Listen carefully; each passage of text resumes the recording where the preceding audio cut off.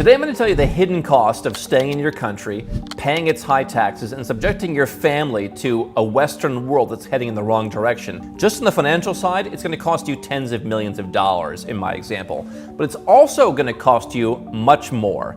Math, legacy, sovereignty, and identity are all going to be wiped out by your staying in your country. And today I'm going to tell you the hidden cost.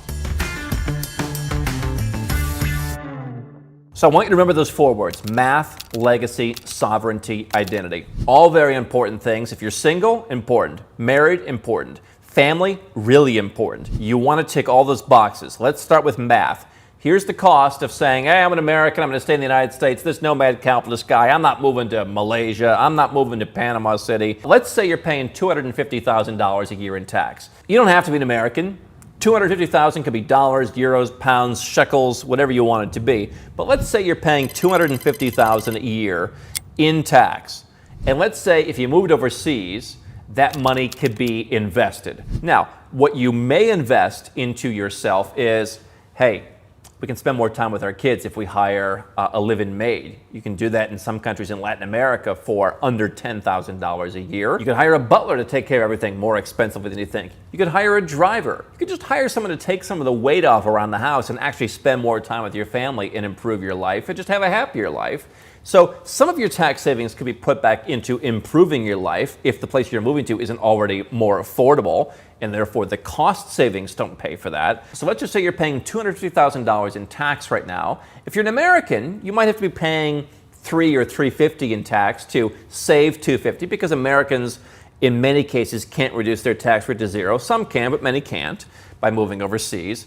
If you're living in Australia or the UK or Germany or Canada, you can save up to the entire amount you're paying by becoming a tax non-resident in your country. You can still come back and visit every once in a while, but you're going to move your tax base out of your country. So $250,000 a year is meaningful enough. You can put that into a lot of stuff. But let's say you're going to put it into investments. And let's say you want to invest it pretty conservatively. You're going to make 6% a year. $250,000 put in at 6% after 20 years, $9.2 million. After 30 years, $19.4 million. After 40 years, $34.7 million, approximate figures. That's compounding at 6%. So the $250,000 over 40 years is $10 million bucks. But you put that in and it compounds at the 6%. You've just put in your pocket not only the tax, but almost an extra $25 million. Now, assume you can make an 8% return. It goes up to as much as $62.9 million in value after 40 years. And I think, Andrew, what do I want to wait 40 years for? Well, we have a number of clients here over the years who are new parents. And if you're looking at, hey, when I'm no longer here, what am I going to be doing for my children? Maybe not at 18, but once they're a little bit older, how do I help them? Or we have people saying, I'm always looking for good charities. What am I going to do when I'm no longer here? The 40-year time frame for many of us is we're thinking about succession planning. We're thinking about the impact we're going to leave on the world. And my goodness, rather than paying $250,000 a year to a government that you probably don't even agree with in many cases, that's probably not doing that much for you, that if it were a business, you wouldn't give them $250,000 for the services they're providing you. Maybe you'd pay some amount, and maybe you're happy to pay some amount of tax overseas as well. But you're certainly not getting $250,000 in health care in most cases, or of school for your kids, or whatever they're giving you.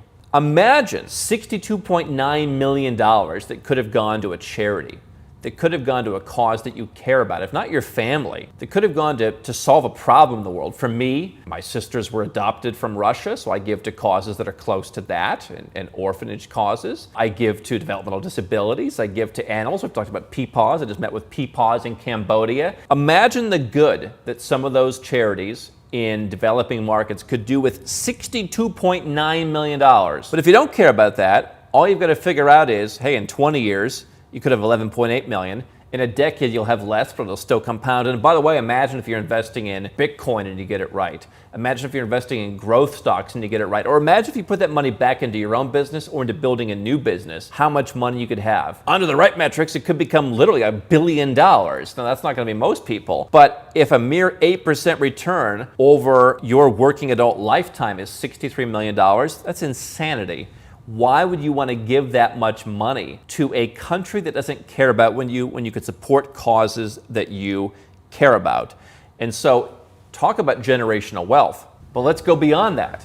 That number does not include rising tax burdens. What have I told you in the UK? I've got a sell rating on living in the UK. I was just in London recently, had a nice time for a couple of days, did some interviews, had some food, enjoyed myself. Taxes in the UK are giving up. But I've told people, you don't want to live there anymore. Among other reasons, rising tax burdens. They want to raise your taxes in every way they possibly can, not just the current taxes, they want new taxes. And that's the trend in many Western countries around the world because they're broke and they don't want to admit it. The countries that we promote here, even if they are legacy brand Western countries, they're still saying, oh my goodness, we don't have enough money in this joint. Let's go, all right, fine, we'll do a golden visa. Bring some money into this piece. All right, fine, we'll do a special tax regime for foreigners like Greece. You think Greece is a low tax haven?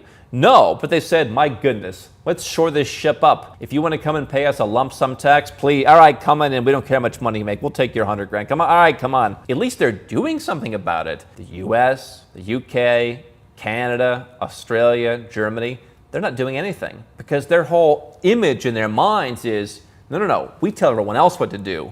We're the boss of you. You're not our citizen, you're our subject, and you will sit here as our citizen and you will pay and pay and pay some more. Why aren't you paying enough? At least the countries that I talk about, they say, yeah, please come and bring us your business, like it's a business transaction. The country that you may be living in looks at you like a burden, even though you pay them a large amount of tax every year. They want to raise those taxes. So imagine when your 250 becomes 300.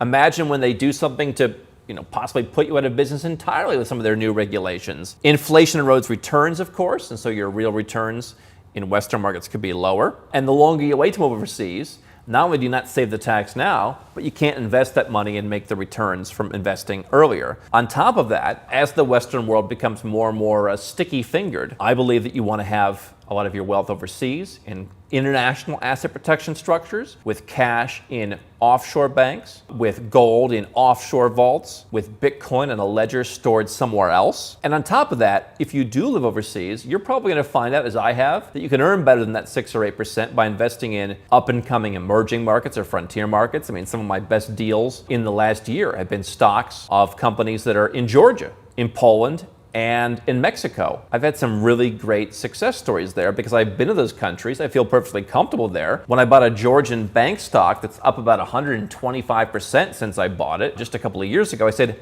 I know this bank. I have an account there. All my employees bank there. They love it. They're doing new and innovative stuff. It wasn't some crazy foreign company to me. It was something that I knew. And so I invested in that and I did well. Pretty boring bank stock. I was able to do pretty well. And so all those things put together, if you are a high earner and you've got a successful business or investment portfolio, it is not that hard anymore in the West to get to $250,000 in tax. If you go where you're treated best and live overseas, that will turn into tens of millions of dollars invested properly for you to pass along to the next generation or for you to leave a legacy to causes that you care about. But it goes beyond that. Remember, I told you this is not just about the financial part. I told you about math and I told you about legacy.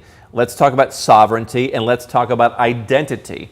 If you're staying in your country because of your children, and hey, they can't afford to move, they can't handle it, keep in mind what I've said for years, which is trying to move within your own country to lower your taxes. You're going to put your kids in different schools. You're going to go to a place in the country where your culture may not entirely match. You might as well just find the place that matches your values, and it may very well not be in your country. Whether you're more progressive or more conservative, there's probably a place that suits you better around the world. But understand this, your children inherit your limits. If you stay put, your kids inherit one passport, one jurisdiction, one tax system, one political destiny, one legal vulnerability, and one mindset that, hey, being blindly patriotic and staying put is the way to live. My dad gave me a permission slip when he looked at moving to any number of countries when I was about 12 years old. He ultimately did not do it, but he gave me a permission slip to go where I was treated best, and that may be to another country. And even though he didn't do it, he thought about it. And I did not inherit the limits of I have to stay in this country, and I am better off for it.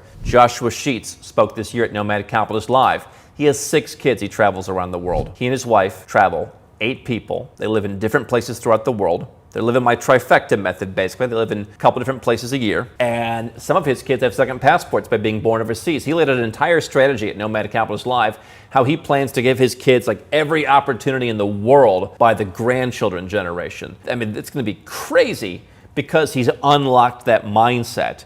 And now, whatever happens in the world, his kids, to a large extent, and his grandkids are basically going to be able to call on each other that no matter what's happening, they'll have somewhere to go, and they'll have somewhere to do business, and they'll have somewhere to invest their money, and they will be prosperous and successful because of the mindset that they got living overseas. If you'd like us to talk more about that, leave a comment below if you want to hear more about family and raising a family internationally. So you don't want to lock the entire bloodline into one declining system because moving's inconvenient or because you think it can't be done. Joshua proves that it can. We've had plenty of clients who move overseas. You don't have to live in multiple places. You can choose to live in one. All it takes is one low tax place to save that $250,000 a year. And of course, for you, it could be more than $250,000. So be responsible stewards of your money is my message. Make sure that even if you don't want to give it to your kids, they learn the lessons. And the identity they'll gain of being nomad capitalists is going to help them be more prosperous. You know, I inherited zero.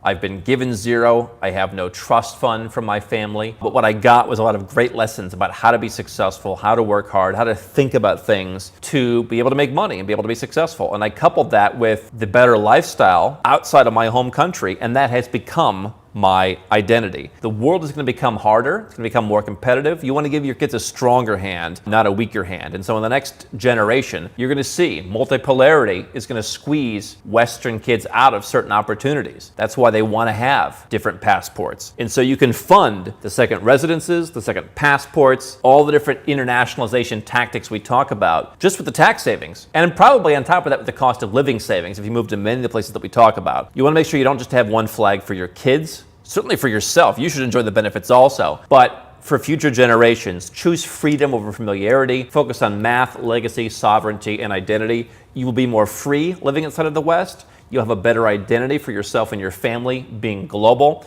and you'll certainly have more money, and that money can build a stronger legacy. It is tens of millions of dollars that you are costing the things that you care about by not going where you're treated best. If you'd like our help to do that, nomadcapitalist.com/apply is the website. You can be our client. We build and execute holistic offshore plans to help you go where you're treated best. A lot of folks on YouTube and Instagram and LinkedIn are all selling the bespoke plan now. They're the ones who all follow me. They all message me. Hey, I tell my team to watch all your videos. They're the ones who are all asking me to meet up for dinner when I'm in Dubai. So yes, there's a lot of people out there saying they can do what Nomad Capitalists can do. I've lived this. 7, soon to be 8 passports, I think. It's hard to keep track of them. Residence permits around the world, homes, bank accounts, companies, structures. I've done it, and it's been tough at times. I'm glad I did it though. And my goal at Nomad Capitalist is to make it easier for you so you don't have to have a lot of the pain that I've gone through, a lot of the hassle. That's the business I've built, is to help you. If you're a successful entrepreneur or investor or retiree, go to nomadcapitalist.com/apply, and you just might end up saving tens of millions of dollars if you do it right.